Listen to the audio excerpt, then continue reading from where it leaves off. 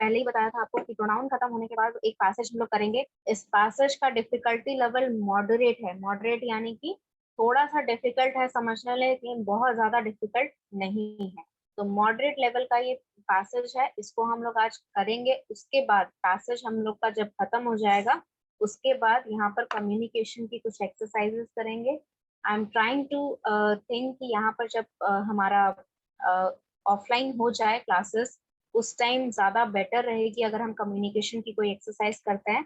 But अगर आप यहाँ पर ऑनलाइन भी करते हैं तो ये आपको दोनों तरफ का एक्सपीरियंस दे देगा। ठीक है, मान लीजिए इन फ्यूचर अगर आपको कहीं पर ऑनलाइन इंटरव्यू देना पड़े तो ये सारी चीजें आपको हेल्पफुल रहेंगी।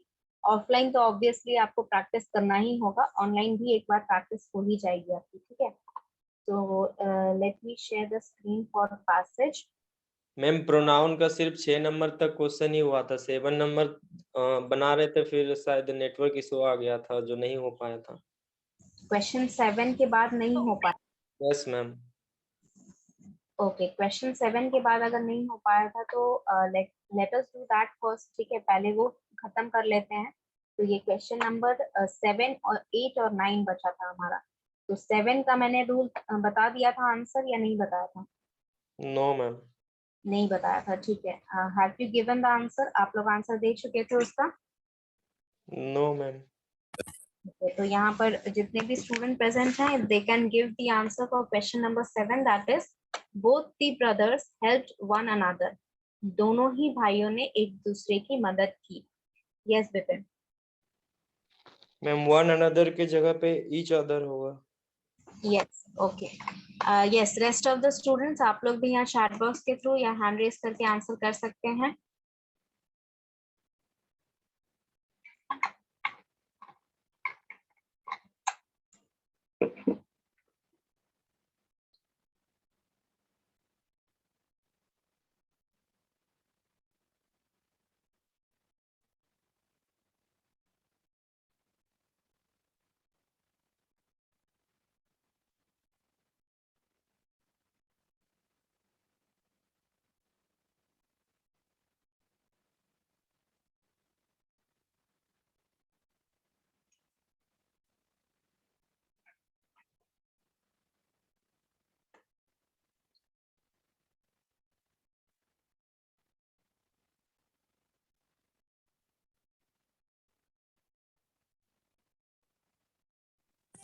मैम ये हो चुका है, हम लोग एरर करेक्शन कर रहे थे ना। यस बच्चे, एरर करेक्शन वाला ही क्वेश्चन है। You have to correct the sentence. यहाँ पर जो सेंटेंस है इसको करेक्ट करना था। इससे हो चुका, ऑनलाइन से कर रहे थे ना हम लोग। ऑनलाइन से कर रहे थे। ये क्वेश्चन सबको बना दिए, सबने बना दिए क्वेश्चन? आंसर मुझे बता दो अगर बना दिए तो।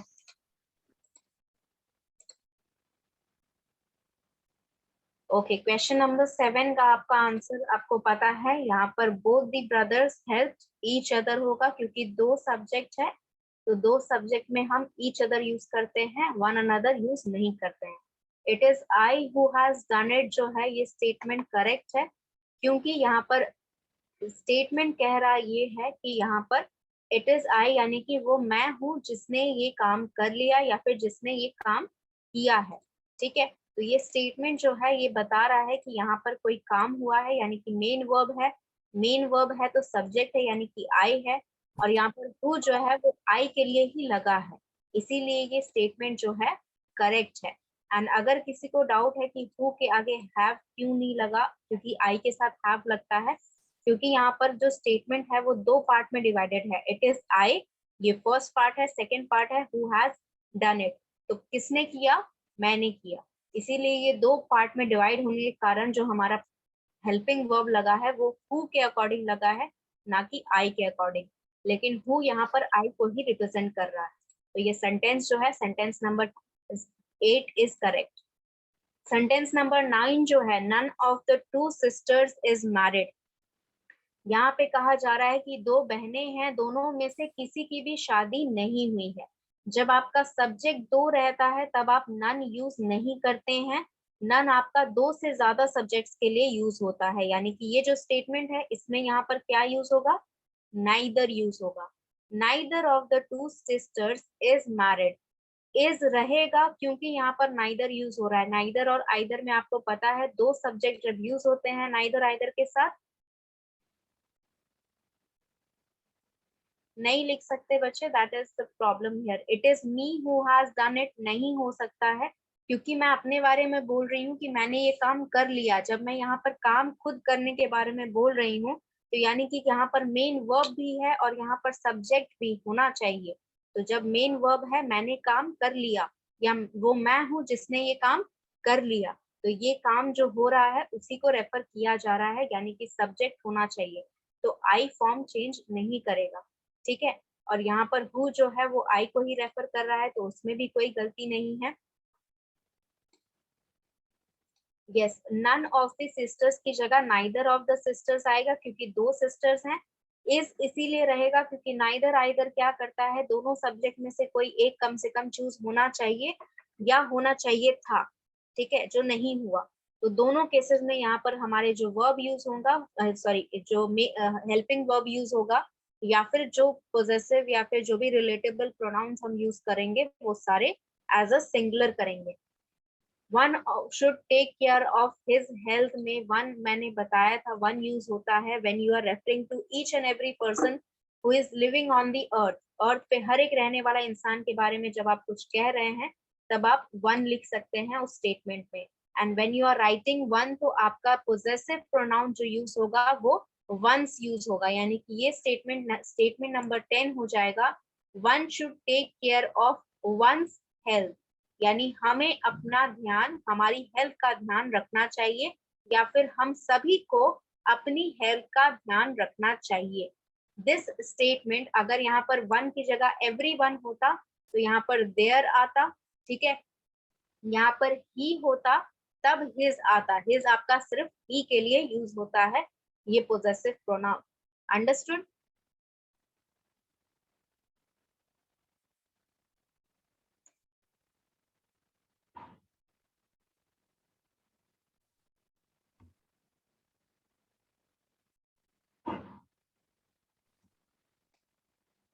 मैम 10 का आंसर रिपीट कीजिए तो मैम। 10 का answer one should take care of one's health, apostrophe S वाला जो वंस रहता था। Okay ma'am. Yes, alright. It is me नहीं होगा बच्चे, अगर मैंने ऐसा बोला था तो वो गलती से बोल दिया होगा, बट इट इज मी नहीं होगा। क्यों नहीं होगा? क्योंकि वो मैं हूँ जिसने काम किया है, ठीक है। तो ये प्रोस्पेक्टिव जो है ये मैं अपने खुद के प्रोस्पेक्टिव से बोल रही हूँ और यहाँ पर काम डायरेक्टली मैं बता रही हूँ कि मैंने काम कर लिया है।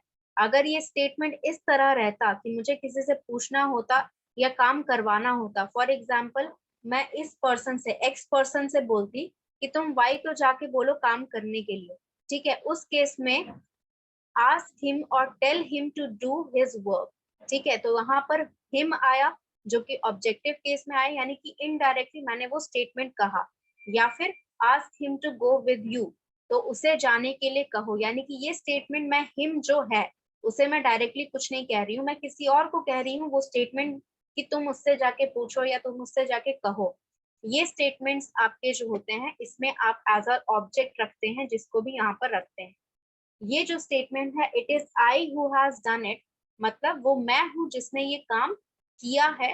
तो मैं बता रही हूँ ये स्टेटमेंट, तो पहली बात तो मैं खुद बोल रही हूँ ये स्टेटमेंट, प्लस यहाँ पर काम मैंने ही किया है, जो मेन वर्ब हो रहा है वो मैंने ही किया है। तो ये किसी और को मैं किसी भी प्रोस्पेक्टिव से बताऊंगी तो ये ऑब्जेक्टिव केस में नहीं रहेगा कभी भी, ठीक है। काम यहाँ पर मेन वर्ब हो रहा है तो यहाँ पर सब्जेक्ट रहना चाहिए, ठीक है। सब्जेक्ट यहाँ पर रहेगा तो सब्जेक्ट तो आई ही में रहेगा, मी में नहीं रहेगा ना, मी तो आपका ऑब्जेक्टिव केस हो जाता है, ठीक है।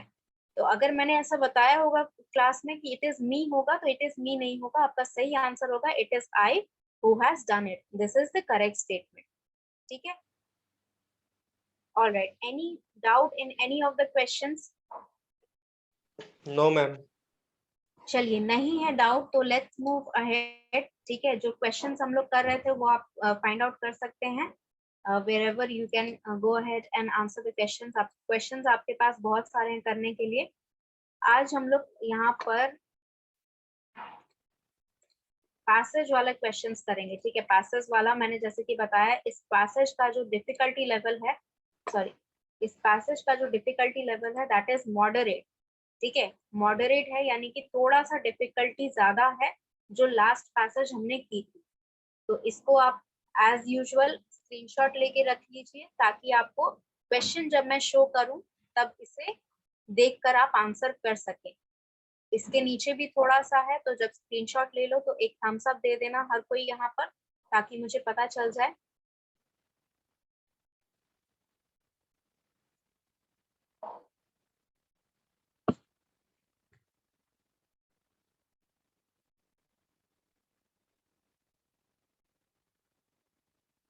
Okay, if you are done with the screenshot of this portion then ये आपका सेकंड पोर्शन है, इसका भी स्क्रीनशॉट रख लीजिए।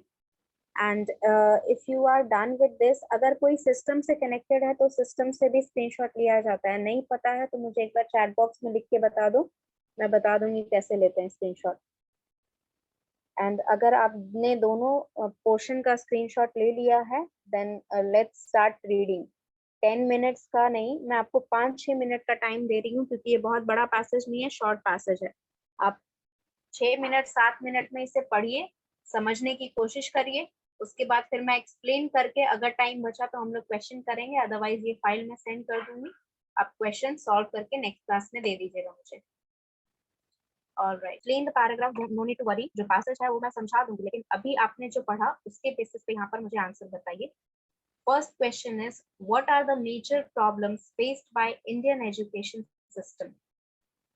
What are the major problems faced by the Indian education system? Option A, non-development. Option B, poor grading system. Option C, stuck in old time. Option D, discrimination. Yes, Saket. C, ma'am. Ma'am C, stuck in old time. Yes, ma'am. C ma'am. Okay.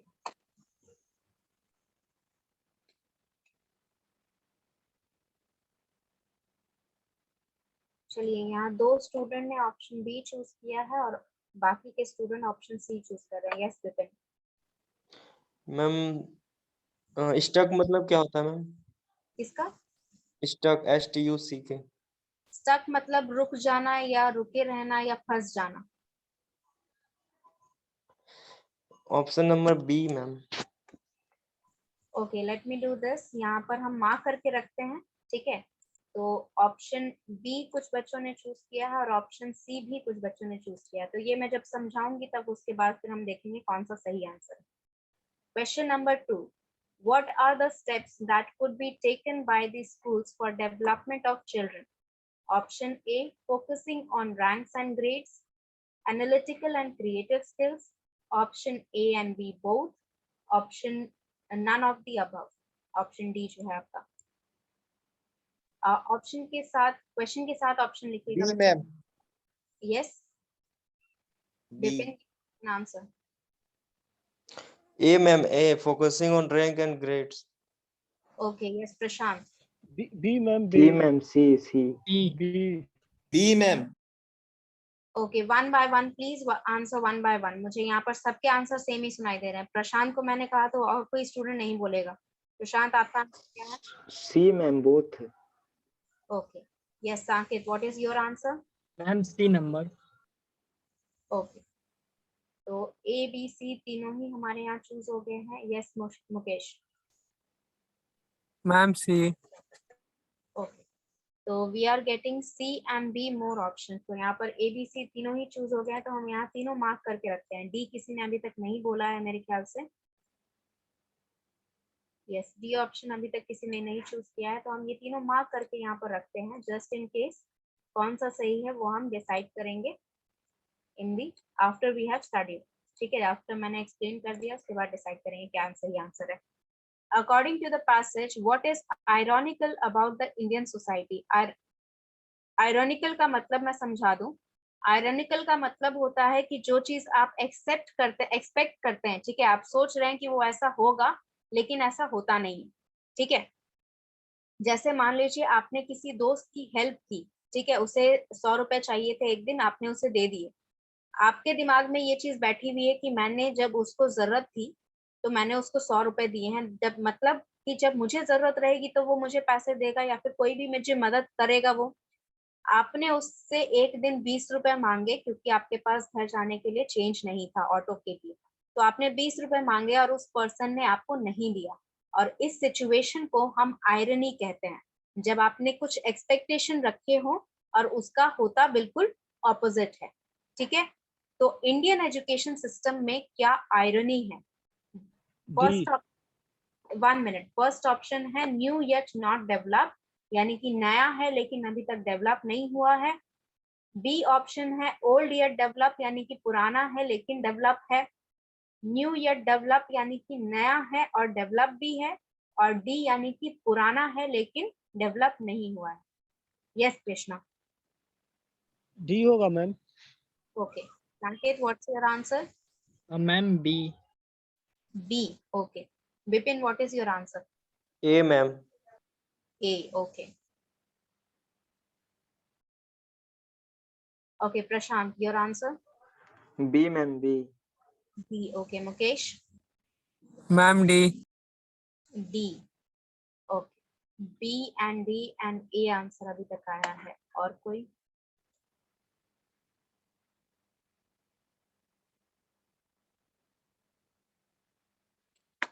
चलिए 3 answer मेरे possibility. ठीक है, इसको मैं यहाँ पर mark कर देती हूँ। ए को भी बोला है किसी ने, बी को भी बोला है और बहुत से बच्चों ने डी को भी बोला। ठीक, चलिए हम देखेंगे इसका आंसर क्या है। Option question number 4, which of the following factor is responsible for creating the bad environment in class? इनमें से कौन सा चीज रिस्पॉन्सिबल है, जिम्मेदार है क्लास में एक बैड एनवायरनमेंट, बुरा एनवायरनमेंट क्रिएट करने में? Option A lack of knowledge, option B mere theoretical teaching यानी कि सिर्फ थियोरटिकल पढ़ाना, थ्योरी ही पढ़ाना, ऑप्शन सी अनक्वालिफाइड टीचर्स, या फिर D old pattern of studies. Yes Prashant. B ma'am B। B. Okay yes Sambhav? C ma'am. Yes Sanket, what is your answer? Ma'am confused into B and D. B and D. Okay Vipin, what is your answer? Ma'am according to passage में B होगा, और ऐसे देखा जाए तो सारा सही है, पैसेज के अकॉर्डिंग बी होगा ma'am. Okay yes Mohit? C ma'am. Okay Krishna? D ma'am. D. Okay Anish? D ma'am. D. Mukesh? B ma'am. Okay तो यहाँ पर हमारे पास 3 ऑप्शंस अभी आ रहे हैं, that is B, C and D. So let's see what is the answer is. Last question है, state the antonym of the word perplex. Antonym का मतलब होता है opposite meaning वाले word, यानी कि ऐसा word आपको इन चारों में से खोजना है जो perplexed यानी कि जो word है perplex उसके meaning के बिल्कुल opposite हो। ठीक है, बिल्कुल opposite या उसके opposite meaning के जैसा वहां पर meaning आए उसे।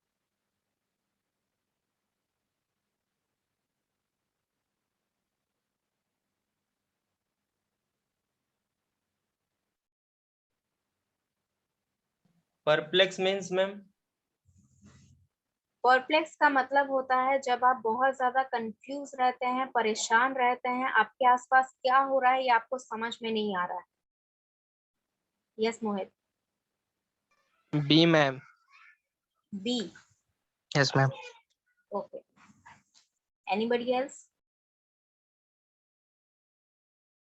Yes Saqib? Yes ma'am B. B option.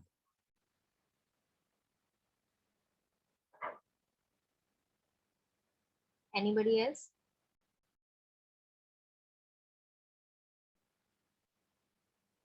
चलिए तो इसे हम डी मार्क करके रखते हैं क्योंकि 2 बच्चों ने दिया है कम से कम आंसर इसका।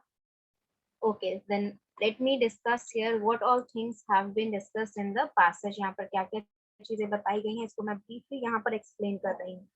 See, I'm going to read and I'm going to explain. अगर उस दौरान कुछ भी नहीं समझ में आए तो हैंड रेस करके रखिएगा, बीच में डिस्टर्ब मत करिएगा, ठीक है? ऑलराइट, सो 5 का D, चलिए ठीक है, I'll mark that, okay? So Indian society, Indian education system is quite an old education system that exists, यानी कि हमारा जो इंडियन एजुकेशन सिस्टम है ये बहुत ही पुराना है और अभी तक एग्जिस्ट कर रहा है। दैट स्टिल एग्जिस्ट मतलब बहुत ही पुराने, यानी हजारों साल पहले से चला आ रहा है एजुकेशन सिस्टम हमारा, और अभी भी ये एग्जिस्ट करता है। It has produced so many genius minds that are making India proud all over world, यानी कि इतने सारे जीनियस माइंड हमने प्रोड्यूस किए हैं हमारे एजुकेशन सिस्टम के थ्रू। इतने सारे जीनियस माइंड निकले हैं जो कि इंडिया को ऑल ओवर वर्ल्ड में प्राउड करवा रहे हैं, यानी कि वो इंडिया का नाम रोशन कर रहे हैं दुनिया भर में जाकर। While it is one of the oldest system, it is still not that developed when compared to the others, which are in fact newer. यानी कि ये जरूर हम मान सकते हैं कि ये सबसे पुराना एजुकेशन सिस्टम है। नालंदा यूनिवर्सिटी जो आपको पता होगा कि one of the oldest university in the world है, जो कि अभी भी एग्जिस्ट कर रही है, लेकिन यहाँ पर फिर भी इतना पुराना एजुकेशन सिस्टम होने के बावजूद यहाँ पर डेवलपमेंट नहीं हुआ है, यानी कि बहुत सारी ऐसी चीजें जो इंक्लूड होनी चाहिए थी वो इंक्लूड नहीं की गई है, जो निकाल दी जानी चाहिए थी लेकिन अभी भी निकाली नहीं गई है, ठीक है? ये सारी चीजें, ये सारे प्रॉब्लम्स जो है डेवलप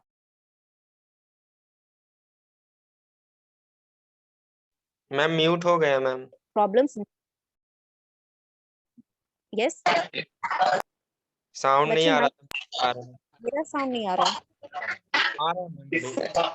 आ रहा है ma'am. Bipin, you can try reconnecting because I don't think my side have any network issue. यहाँ पर अभी तक मुझे तो कोई ऐसा नेटवर्क इशू नहीं दिख रहा है, दोनों डिवाइसेस आ रहा है।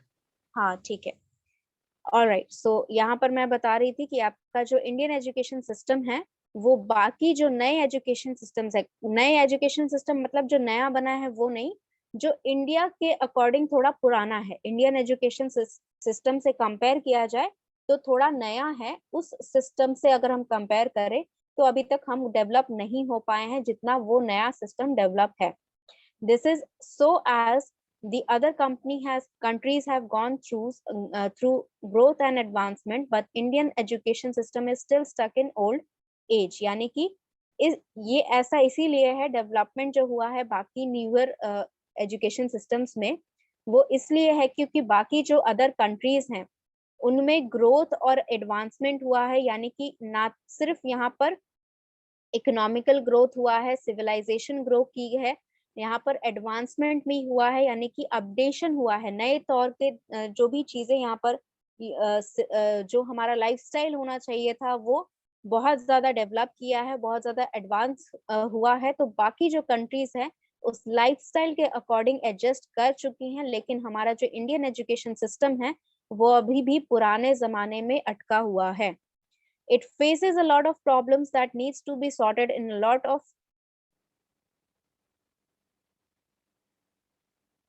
it faces a lot of problem that needs to be sorted to let it reach its full potential। मतलब बहुत सारी problems हम face कर रहे हैं जिसको हमें sort करना है, sort यानी कि सुलझाना है, उसका solution निकालना है ताकि हम यहाँ पर अपने full potential पे आ सकें, ठीक है? हमारा जो पोटेंशियल है वो फुल्ली हमें यहाँ पर मिल सके। फुल पोटेंशियल का मतलब कि हम केपेबल हैं, ठीक है? हमारे पास कैपेसिटी है कि हम अभी भी बहुत अच्छा एजुकेशन दे सकते हैं दुनिया को। हमारे जो बच्चे, जो स्टूडेंट्स हैं, जितने भी नए यंग जनरेशन है, उन सभी को हम अच्छा एजुकेशन दे सकते हैं, ये हमारी कैपेसिटी है। लेकिन हम उसे पूरे एक्सटेंड यानी कि फुल एक्सटेंड तक यूज नहीं कर पा रहे हैं क्योंकि हमारे पास यहाँ पर बहुत सारी प्रॉब्लम्स हम फेस कर रहे हैं जिनको हमने अभी तक सुलझाया नहीं है। Our Indian education system faces a lot of problems that do not let it prosper and help other children succeed in life। ये सारी प्रॉब्लम्स जो है इनकी वजह से जो है हमारा इंडियन एजुकेशन सिस्टम प्रॉस्पर नहीं कर पा रहा है। प्रॉस्पर करना का मतलब क्या हुआ कि वो एक ऐसे पोजीशन पे या एक ऐसे स्टेट पे पहुंच जाना जहां पर आपका बहुत नाम है, आपके पास पैसे की कोई कमी नहीं है, आपका बहुत रिस्पेक्ट किया जा रहा है सोसाइटी में, और बहुत लोग आपके पास आना चाहते हैं, इस तरह का जो सिचुएशन रहता है उसे प्रॉस्पर कहा जाता है। ठीक है, ये चाहे किसी इंस्टीट्यूट के साथ हो या फिर किसी एक पर्सन के साथ। अगर पर्सन है तो उसे प्रॉस्पर पर्सन कहा जाएगा, अगर इंस्टीट्यूट है तो वो बहुत ही प्रॉस्पर इंस्टीट्यूट माना जाएगा। ठीक है, तो इन सभी प्रॉब्लम्स की वजह से जो इंडियन एजुकेशन सिस्टम है वो प्रॉस्पर नहीं कर पा रही है, यानी कि आगे नहीं बढ़ पा रही है, उस स्टेट को पे वो पहुंच नहीं पा रही है जहां पर उसे अच्छी तरह रिस्पेक्ट किया जाए या उसका बहुत ज्यादा उसे प्रॉफिट हो सके। ठीक है, तो इस वजह से जो बच्चे हैं, जो चिल्ड्रन हैं, जो स्टूडेंट्स हैं, उनकी लाइफ का भी सक्सेस जो है हम नहीं दिला पा रहे हैं उन्हें। ठीक है, the biggest problem which it has to face is the poor grading system। हमारी एजुकेशन सिस्टम का सबसे बड़ा प्रॉब्लम जो है वो है हमारा poor grading system. Poor grading system का मतलब कि हम किस तरह बच्चों को यहाँ जज करते हैं, किस तरह ये हम पैरामीटर निकालते हैं कि कैसे वो बच्चे जो हैं वो पढ़ रहे हैं या नहीं पढ़ रहे हैं, अच्छे स्टूडेंट हैं या नहीं, इसका जो पैरामीटर निकलता है, ये ग्रेडिंग सिस्टम जो बहुत ही खराब है। ठीक है, it judges the intelligence of student on the basis of academics which is in the form of exam paper। यानी कि ये जो एकेडमिक सिस्टम है, हमारा ग्रेडिंग सिस्टम जो है, ये बच्चे के इंटेलिजेंस को, जो स्टूडेंट है उनके इंटेलिजेंस को, उनकी समझदारी को किस बेसिस पे जज करता है? एकेडमिक्स बेसिस, यानी कि जिस एग्जाम आप देते हैं, अगर आप एग्जाम दे रहे हैं और उसमें अच्छे मार्क्स ला रहे हैं, इसका मतलब कि आप अच्छे स्टूडेंट हैं, आप इंटेलिजेंट स्टूडेंट हैं। अगर आप अच्छे मार्क्स नहीं ला पा रहे हैं तो आप इंटेलिजेंट स्टूडेंट नहीं हैं, अच्छे स्टूडेंट नहीं हैं।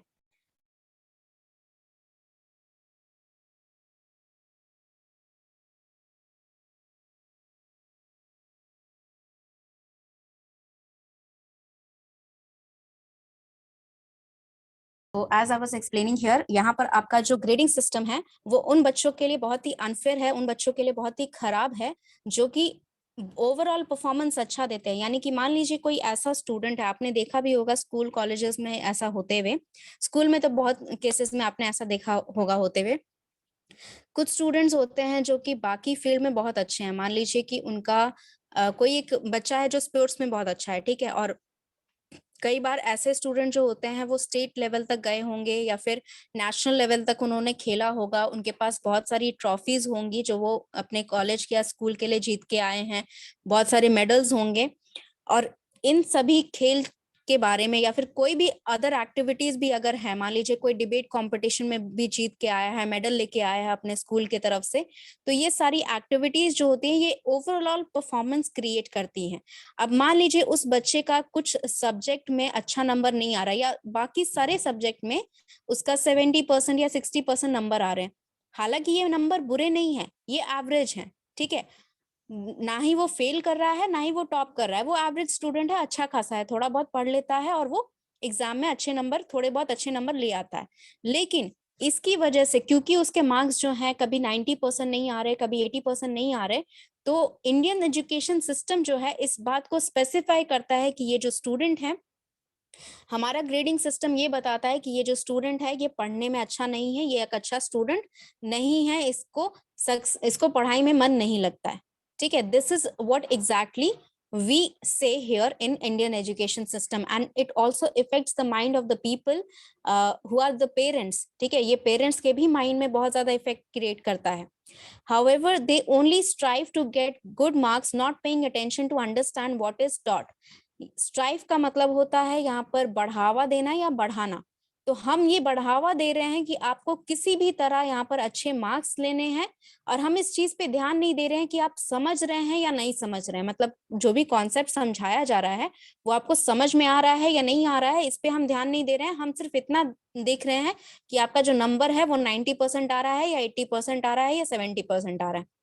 In other word, this encourages getting good marks through mugging up and not actually grasping the concept efficiency efficiently, यानी कि ये जो है ये बढ़ावा देता है कि हम जो हैं बच्चों को ये बता रहे हैं कि आप रट के अच्छे नंबर ले आइए तो आप अच्छे हैं, और कॉन्सेप्ट अगर नहीं समझ रहे हैं, कॉन्सेप्ट अगर आप अच्छे से ग्रास्प नहीं कर पा रहे, ग्रास्प मतलब पकड़ना होता है, तो कॉन्सेप्ट में अगर पकड़ आपकी अच्छी नहीं है तो भी कोई बात नहीं, बस मार्क्स आप कैसे भी अच्छे ले आइए।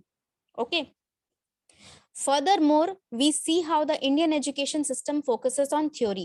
हमारा जो इंडियन एजुकेशन सिस्टम है वो थ्योरी पे बहुत ज्यादा ध्यान देता है और प्रैक्टिकल पे बहुत लिटिल कमांड है उसका, बहुत लिटिल उसके ऊपर कोई भी अगर मतलब प्रैक्टिकल पे, जैसे आपने देखा होगा 12th में 11th में आपका 70-80 नंबर का एग्जाम होता है रिटन, और 30 या 20 मार्क्स का आपका प्रैक्टिकल होता है। यहाँ पर आप देख पा रहे हैं कि रिटन एग्जाम ज्यादा इंपॉर्टेंस दे रहा है और आपका जो प्रैक्टिकल है उस पर बहुत कम इंपॉर्टेंस दिया जा रहा है, यानी कि 30-40 मार्क्स है, अगर नहीं भी करोगे तो कोई बड़ी बात नहीं है। ठीक है, तो ये चीज हम लोग इंडियन एजुकेशन में इंपॉर्टेंस जो है प्रैक्टिकल नॉलेज को बिल्कुल भी नहीं देते हैं। It makes them run after the bookish knowledge, यानी कि किताबी ज्ञान के पीछे वो भागने पे हम लोग मजबूर कर देते हैं बच्चे को, और रियल लाइफ एप्लीकेशन क्या है ये नहीं बताते हैं। ठीक है, anything that you didn't understand here, इस पूरे पैसेज में जो भी ऐसा जो नहीं समझ में आया, कोई वर्ड ऐसा, कोई फ्रेज ऐसा जो नहीं समझ में आया? Excuse you. हाँ बच्चे बिन। Moreover, that means more over मतलब इसके आगे और भी, मतलब अगर आपने ऐसा भी होता है, जैसे ऐसा भी होता है जब फ्रेज यूज करते हैं। ठीक है, मतलब और भी अगर आगे आप बताना चाहते हैं, ठीक है, जैसे आप जो चीजें बता रहे हैं उसके आगे आप और भी बताना चाह रहे हैं, तो वो और भी जब आप इंग्लिश में लगाते हैं तो आप मोर ओवर यूज करते हैं। ठीक है, हाउएवर का मतलब होता है कि इसके होने के बावजूद, जब आप ऑपोजिट स्टेटमेंट कुछ बोलते हैं, जैसे हमने यहाँ पर ऑपोजिट स्टेटमेंट बोला कि ओल्डेस्ट सिस्टम तो है लेकिन डेवलप नहीं हुआ है, तो ये ऑपोजिट स्टेटमेंट है, तो हम हाउएवर यूज करते हैं। ठीक है, मोर ओवर तब आप यूज करते हैं जब आप जैसे यहाँ पर ऊपर में बता ही रहे हो कि क्या क्या डिफिकल्टीज हैं और डिफिकल्टीज आप बताना चाह रहे हो, तो उस केस में जब आप पॉइंट एडिशन ऐड करते जा रहे हो तो इस केस में आप मोर ओवर एक फ्रेज यूज कर सकते हो ये बताने के लिए कि इसके अलावा और भी पॉइंट्स मेरे पास हैं। Anything else? Okay, let's move ahead then. कहाँ पर थे हम लोग? यस,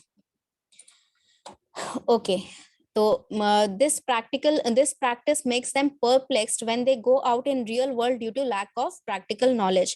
अब क्योंकि हम यहाँ पर प्रैक्टिकल एप्लीकेशन पे ध्यान नहीं देते हैं तो उनके पास प्रैक्टिकल नॉलेज बहुत कम है। ठीक है, तो इस वजह से क्या होगा, जब वो रियल वर्ल्ड में काम करने जाएंगे या रियल वर्ल्ड में देखेंगे, इस चीज को यूटिलाइज करने के लिए देखेंगे, तो वो परप्लेक्स्ड हो जाएंगे। परप्लेक्स्ड का मतलब क्या, कि वो शॉक हो जाएंगे या बहुत कंफ्यूज हो जाएंगे, मतलब इतना कंफ्यूज वो हो जाएंगे कि उनको पता ही नहीं चलेगा कि आसपास क्या हो रहा है, कैसे काम करना है, कैसे चल रहा है, कुछ समझ में नहीं आएगा उन्हें, तो वो उस स्टेट में चले जाएंगे, वो परप्लेक्स हो जाएंगे जब वो रियल लाइफ एप्लीकेशन देखेंगे या फिर रियल लाइफ जब जॉब करेंगे, क्योंकि उनके पास प्रैक्टिकल नॉलेज बहुत कम है या बिल्कुल भी नहीं है। ठीक है, most importantly, the Indian education system does not emphasize enough on the importance of sports and art। यानी कि हमारा जो इंडियन एजुकेशन सिस्टम है वो स्पोर्ट्स और आर्ट्स पे बहुत ज्यादा ध्यान नहीं देता है, उसके इम्पोर्टेंस को बिल्कुल भी नहीं दिखाता है। ठीक है, जैसे आपने गाने सुने ही होंगे, खेलोगे कूदोगे तो बनोगे खराब और पढ़ोगे लिखोगे तो बनोगे नवाब। तो यही चीज बताना चाह रहा है कि हमारा जो सिस्टम है वो पढ़ाई पे बहुत ज्यादा ध्यान देता है लेकिन स्पोर्ट्स और आर्ट्स पे बिल्कुल भी ध्यान नहीं देता है। Students are always asked to study all the time where they get no time for other activities like sports। उन्हें हर बार पढ़ने के लिए हमेशा बोला जाता है लेकिन उनके पास टाइम नहीं बचता है कि वो बाकी कोई भी एक्टिविटीज कर पाए। ठीक है, as the Indian education system is facing so many problems, we need to come up with efficient solutions so it improves and create brighter future for students। बच्चे मैं थोड़ा सा फास्ट जा रही हूँ ताकि ये पढ़ते पढ़ते मेरा फ्लो थोड़ा फास्ट हो जाता है, तो अगर कुछ मिस हो जाए जो आप नहीं सुन पा रहे हैं या नहीं समझ पा रहे हैं तो और एक बार रिपीट करने बोल दीजिएगा। ठीक है, तो यहाँ पर इंडियन एजुकेशन सिस्टम जो है वो बहुत सारी प्रॉब्लम फेस कर रहा है। और इनका हमें इफेक्टिव सोल्यूशन खोजना है। इफेक्टिव सोल्यूशन यानी कि जो हर जगह एम्प्लॉय कर सके हम लोग और हर जगह वहां पर सोल्यूशन वो काम करे, ठीक है, बहुत ही ज्यादा काम करे, इस तरह हमें सोल्यूशन इसका खोजना है ताकि हम स्टूडेंट्स के लिए एक ब्राइट फ्यूचर यानी अच्छा फ्यूचर उन्हें दे सकें। We can start by focusing on skill development of the student। कहाँ से स्टार्ट कर सकते हैं हम? स्किल डेवलप करके, ठीक है, अलग अलग तरह के स्किल, ठीक है, आपका लीडरशिप स्किल्स हो गया, इंटरप्रेन्योरशिप स्किल्स हो गया, आपका माइंड डेवलपमेंट हो गया, ठीक है, आपका इमोशनल क्वेश्चन कंट्रोल हो गया। ये सारी चीजें जो हैं, हम बहुत सारी चीजें ध्यान नहीं देते हैं पढ़ाई में हमारे, लेकिन ये सारी चीजें आपको रियल वर्ल्ड में काम आएंगी। The schools and colleges must not only focus on the ranks and grades, but on the analytical and creative skills of students। हमें सिर्फ और सिर्फ रैंक पे और ग्रेड पे ध्यान नहीं देना है कि किसका 90% आया, कौन फर्स्ट आया, ये सारी चीजों के अलावा हमें एनालिटिकल और क्रिटिकल स्किल्स भी डेवलप करने हैं। एनालिटिकल मतलब होता है कि जब आप किसी भी प्रॉब्लम का सॉल्यूशन बहुत आसानी से निकाल पाए, ठीक है, और इस तरह निकाले कि आपका बहुत प्रॉफिट हो उसमें या फिर किसी का भी कम से कम नुकसान हो। क्रिटिकल थिंकिंग या क्रिएटिव थिंकिंग का मतलब होता है कि जब आप अनोखे तरीके से किसी प्रॉब्लम का सॉल्यूशन निकालते हैं, ठीक है, मान लीजिए आपने ऐसा सॉल्यूशन निकाला जिससे दोनों ही पार्टी का इक्वल फायदा हो रहा है, आपने ऐसा सॉल्यूशन निकाला जिससे आपका भी प्रॉफिट हो रहा है और सामने वाले का भी हो रहा है। इस तरह की जो थिंकिंग होती है, that skills are called creative thinking. In addition, subject must not be merely taught theoretically but practically। यानी कि सिर्फ थ्योरी नहीं पढ़ाना है, हमें उसका प्रैक्टिकल भी बताना है बच्चों को। This will help them understand better the subject and without having to mug up the whole thing due to lack of practical knowledge। ये जो है मतलब थ्योरी के साथ साथ प्रैक्टिकल पढ़ाने से बच्चों को जो है बेटर अंडरस्टैंडिंग आएगा सब्जेक्ट का और उन्हें रटना नहीं पड़ेगा, ठीक है। मग अप मतलब रटना, ऊपर बताया था। मगिंग अप मतलब रट कर कोई भी एग्जाम में लिख देना, उसको मगिंग अप कहते हैं। Also, the syllabus must be updated with the changing time and not follow the old age pattern। हमारा जो पैटर्न है उसको हमें चेंजिंग टाइम्स यानी कि अभी जो चीजें हमें रिक्वायर्ड हैं, अभी के टाइम में जो चीजें हमें रिक्वायर्ड हैं वो हमारे सिलेबस में इंक्लूड होनी चाहिए। Other than that, the government and private colleges must now increase the payroll of teachers as they clearly deserve more than what they got। Government और प्राइवेट कॉलेजेस और स्कूल्स जो हैं उनको टीचर्स का payroll बढ़ाना चाहिए जो कि वो डिजर्व करते हैं। To save money the schools hire teachers who are not qualified. पैसा बचाने के लिए कुछ स्कूल्स जो हैं ऐसे टीचर को हायर करते हैं जो कि क्वालिफाइड नहीं है। क्वालिफाइड इन द सेंस सिर्फ डिग्री से नहीं होता है, क्वालिफाइड यानी कि आप उस लायक होने चाहिए कि आप बच्चों को पढ़ा सके। भले आपके पास 10 डिग्री है, ये मैटर नहीं करता है, भले आपके पास कोई डिग्री नहीं है, ये भी मैटर नहीं करना चाहिए। क्या इंपॉर्टेंट मैटर करना चाहिए कि आप बच्चों को अच्छी तरह पढ़ा पाएं, इस तरह कि उन्हें प्रैक्टिकल और थ्योरेटिकल दोनों नॉलेज हो और वो एनालिटिकल और क्रिटिकल स्किल्स डेवलप कर पाएं अपने, ठीक है। This creates a very bad environment in the classroom and learning. ये क्लासरूम में बहुत ही गंदा एनवायरनमेंट क्रिएट कर देता है, खराब एनवायरनमेंट, क्योंकि ऑब्वियसली जब टीचर अच्छा पढ़ा नहीं पाएगा तब आप भी अच्छे से पढ़ नहीं पाएंगे, तो आपकी लर्निंग में भी ये खराबी आएगी और क्लास का भी एनवायरनमेंट खराब होगा, ठीक है। They must hire if they are fit for the job. उनको हायर तब करना चाहिए जब वो जॉब के लिए या जो काम करने हैं यानी कि टीचिंग का जो काम है उसके लिए फिट हैं, वो कर सकते हैं, अब श्योर हैं। इसलिए नहीं हायर करना चाहिए क्योंकि वो कम सैलरी पे काम करने के लिए तैयार हो गए, ठीक है। तो anything that you didn't understand you can ask मी, और मैं क्वेश्चन के आंसर बता देती हूँ कौन से आपके सही हैं। कुछ भी ऐसा जो नहीं समझ में आया यू कैन आस्क मी।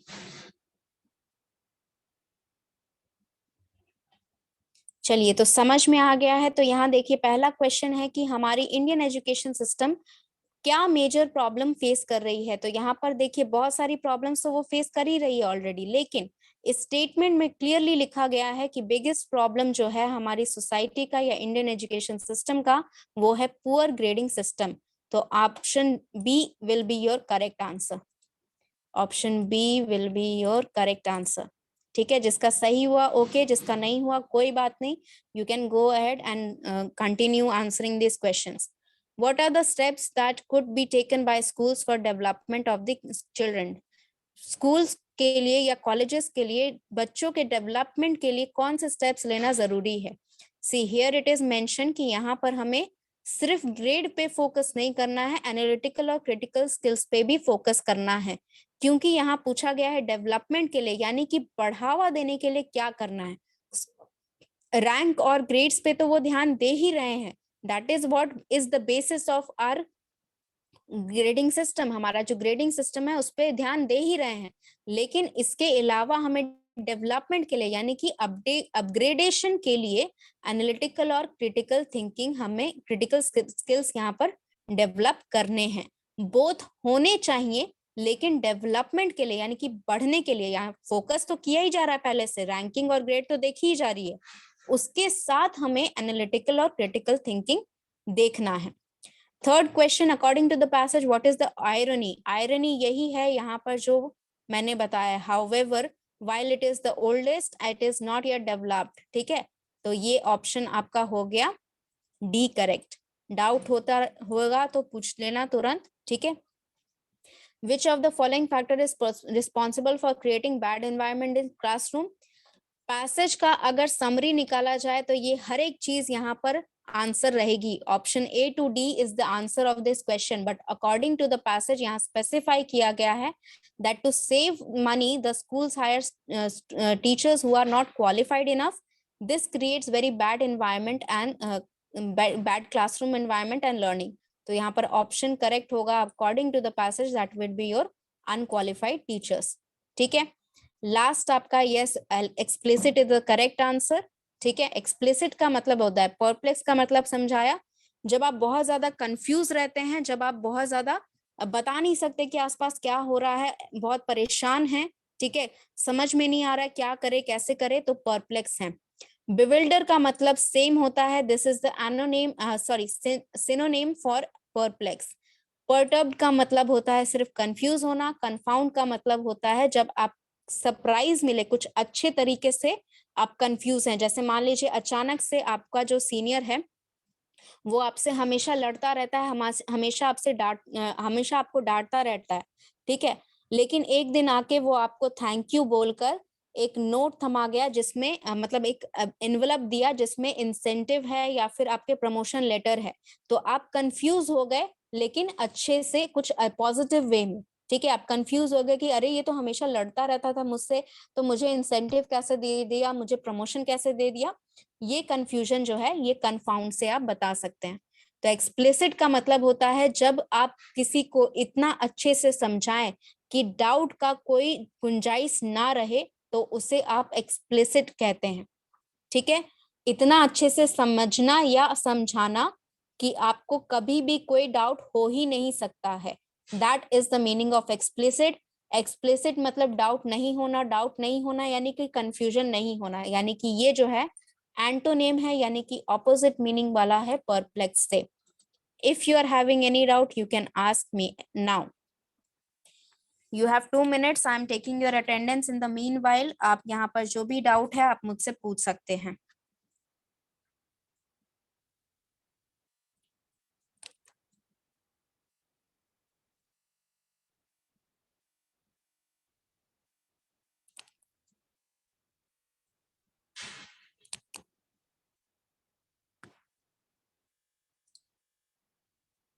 नहीं डाउट है तो let me just take the attendance and then we can end this session here. And before I end this session एक चीज और बता दूं, ये फाइल मैं आपको सेंड करूंगी, ठीक है. इस फाइल में और एक आपका ये है और एक पैसेज है, इसको खुद से पढ़ के आप खुद से आंसर करेंगे, ये हम नेक्स्ट क्लास डिस्कस करेंगे, ठीक है. और ये फाइल मैं आपको सेंड करूंगी इसी आंसर के साथ, ताकि आपको पता रहे कि आपने क्या क्या आंसर गलत किया, क्या क्या आंसर सही किया, ठीक है. All right, so let's end this class here and let's meet in the next class. Okay.